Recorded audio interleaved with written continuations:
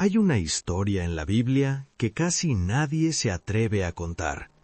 Una historia que quedó sepultada bajo las aguas del diluvio, escondida entre las páginas del Génesis como un secreto demasiado perturbador para ser recordado.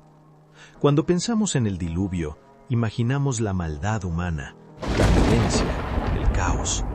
Pero existe algo más, algo que precedió a todo eso.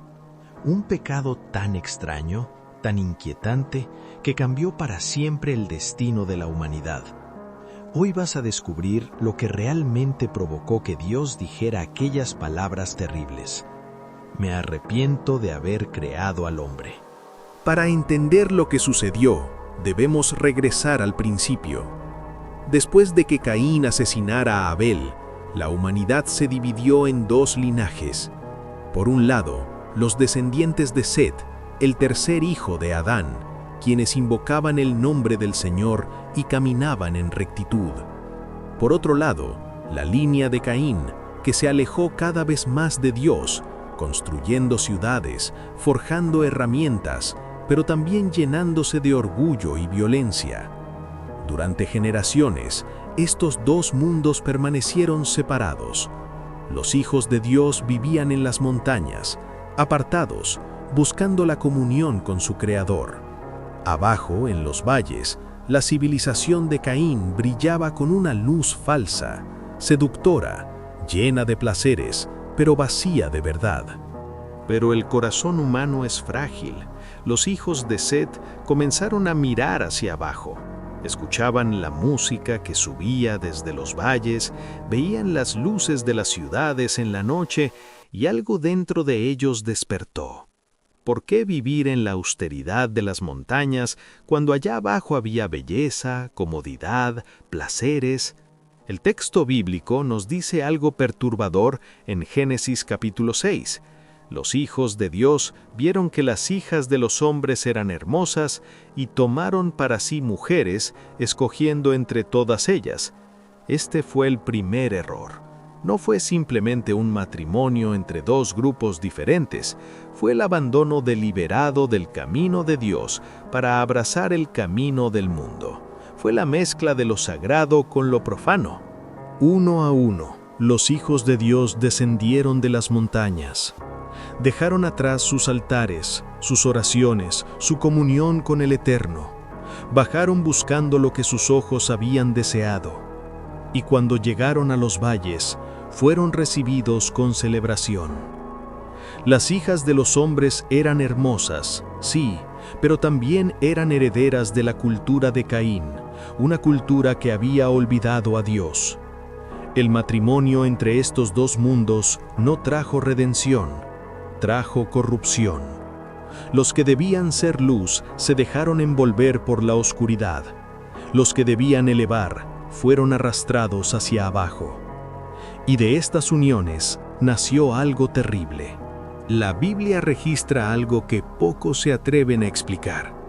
Había gigantes en la tierra en aquellos días y también después que se llegaron los hijos de Dios a las hijas de los hombres y les engendraron hijos. Estos fueron los valientes que desde la antigüedad fueron varones de renombre.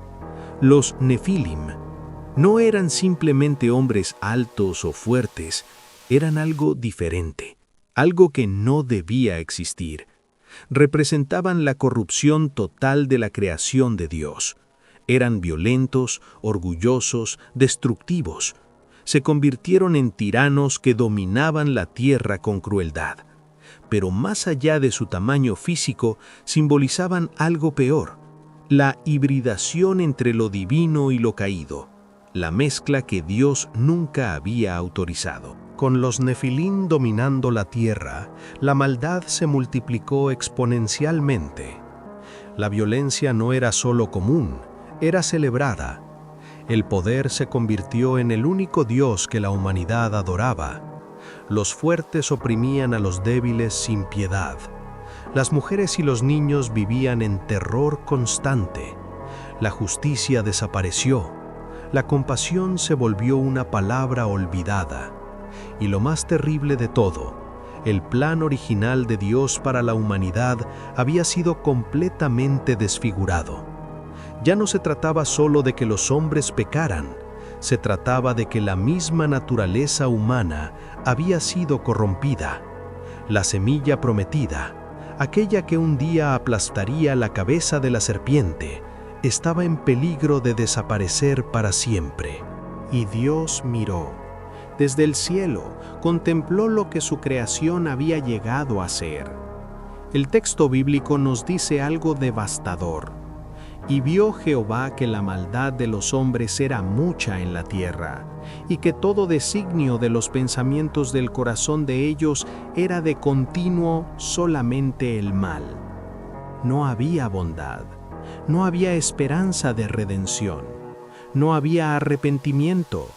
Cada pensamiento, cada intención del corazón humano estaba completamente corrompido. Imagina el dolor del Creador. Él había hecho al hombre a su imagen y semejanza. Le había dado un mundo hermoso. Le había dado libre albedrío. Y el hombre había elegido destruirlo todo. Entonces viene uno de los versículos más conmovedores y difíciles de toda la Escritura. Y se arrepintió Jehová de haber hecho hombre en la tierra y le dolió en su corazón. ¿Puede Dios arrepentirse? ¿Puede Dios sentir dolor? Este pasaje nos revela algo profundo sobre la naturaleza de nuestro Creador. No es un ser distante e impasible. Es un padre que sufre cuando sus hijos se destruyen a sí mismos. Su arrepentimiento no significa que cometió un error. Significa que la realidad de lo que el hombre había elegido ser le causaba un dolor insoportable. La decisión estaba tomada. La tierra sería purificada, pero no sin lágrimas divinas. Pero en medio de toda esa oscuridad había un hombre, Noé. El texto nos dice que Noé halló gracia ante los ojos de Jehová y que era varón justo, perfecto en sus generaciones. ¿Qué significa perfecto en sus generaciones? No que fuera sin pecado, sino que su linaje no había sido corrompido. Mientras todos descendían a mezclarse con la cultura caída, mientras los hijos de Dios abandonaban su llamado, Noé permaneció fiel. En un mundo de gigantes y tiranos, él caminaba con Dios. En una sociedad donde la maldad era la norma, él eligió la justicia. Era el último eslabón puro de la línea de Set. A través de él, la promesa de redención aún podía cumplirse. Dios habló a Noé con palabras que ningún hombre quisiera escuchar. He decidido el fin de todo ser, porque la tierra está llena de violencia a causa de ellos. Y he aquí que yo los destruiré con la tierra. Pero junto al juicio vino la misericordia. Hazte un arca. Durante 120 años, Noé construyó. Cada golpe de martillo era una advertencia. Cada tabla colocada era una oportunidad de arrepentimiento para el mundo. Pero nadie escuchó. Se burlaban de él. ¿Un diluvio? ¿Agua que cubriría toda la tierra? Era ridículo. Mientras Noé trabajaba bajo el sol, advertía a sus contemporáneos. Pero los corazones estaban endurecidos. Los nefilim seguían dominando. La violencia seguía aumentando. Llegó el día señalado. Los animales entraron al arca en parejas, obedeciendo un llamado invisible. Noé y su familia subieron por última vez.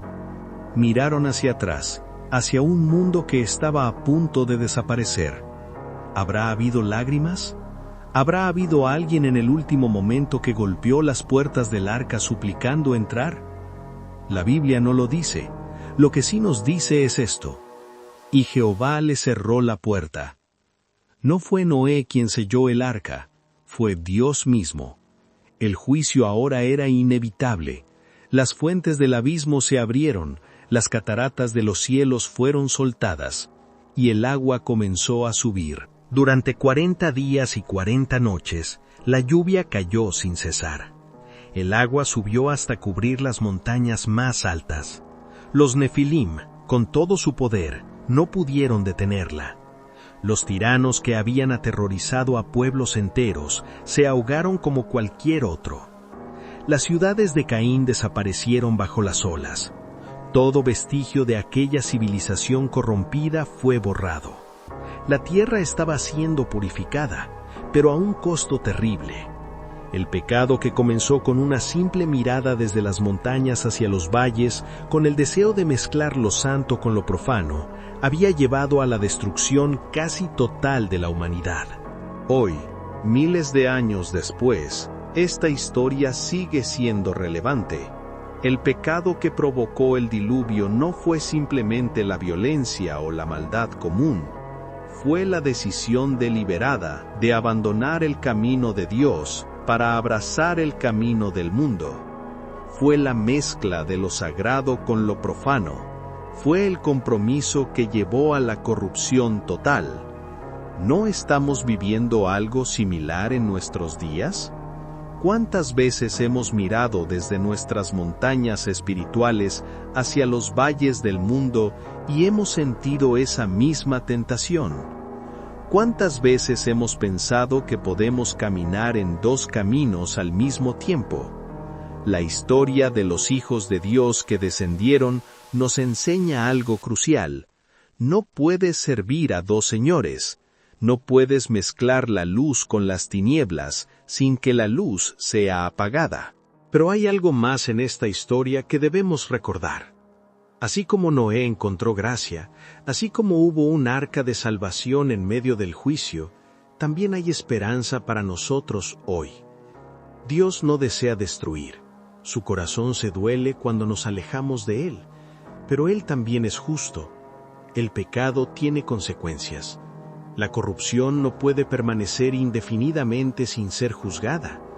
El diluvio fue un juicio, sí, pero también fue un nuevo comienzo. Después de las aguas, Noé salió a un mundo limpio, renovado. Y Dios hizo un pacto de nunca más destruir la tierra con agua. El arco iris que colocó en las nubes es un recordatorio eterno de su promesa y su misericordia. Entonces, ¿qué harás tú con esta historia? ¿Serás como los hijos de Dios que miraron hacia abajo y descendieron? ¿O permanecerás fiel en tu montaña espiritual? ¿Cederás a la tentación de mezclar tu fe con las seducciones del mundo? ¿O mantendrás tu identidad en Cristo pura y sin mancha? El pecado antes del diluvio nos enseña que las pequeñas concesiones llevan a grandes corrupciones, que lo que comienza como una simple mirada puede terminar en la destrucción de generaciones enteras. Pero también nos enseña que Dios busca a los fieles, que incluso en un mundo completamente corrompido, un hombre que camina con Dios puede marcar la diferencia.